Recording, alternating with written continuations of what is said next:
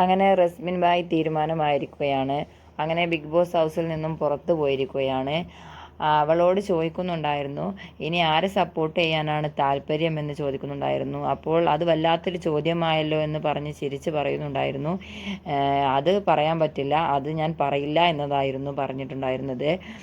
അവിടെ ആരോടായിരുന്നു കൂടുതൽ സൗഹൃദമുണ്ടായിരുന്നത് എന്ന് ചോദിച്ചപ്പോൾ അപ്പോൾ അവൾ പറയുന്നുണ്ട്, എനിക്കെല്ലാവരും സൗഹൃദമായിരുന്നു.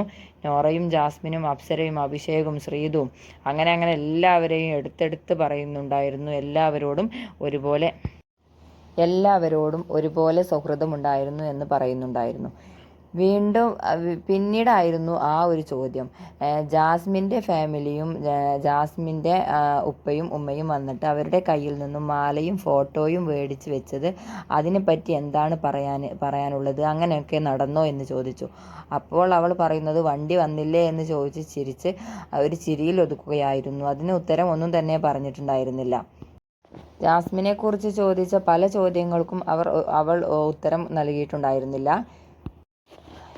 പിന്നെ അവൾ തറപ്പിച്ച് പറയുന്നുണ്ടായിരുന്നു, ഇനി ജാസ്മിനാണ് സപ്പോർട്ട്, കൂടുതൽ ജാസ്മിനാണ് എന്ന് പറയുന്നുണ്ടായിരുന്നു. ജാസ്മിനെ പറ്റി ഒന്നും തന്നെ മോശമായിട്ടോ കുറ്റമായിട്ടോ ഒന്നും പറയാൻ അവൾക്ക് താല്പര്യമുണ്ടായിരുന്നില്ല. എന്തായാലും ബാക്കിയുള്ള വിവരങ്ങൾക്കായി നമുക്ക് വെയിറ്റ് ചെയ്യാം. നിങ്ങളുടെ അഭിപ്രായത്തിൽ ആരാണ് കപ്പടിക്കുക എന്നുള്ളത്, എന്തായാലും നിങ്ങളുടെ അഭിപ്രായം കമൻറ്റ് ബോക്സിൽ രേഖപ്പെടുത്തൂ.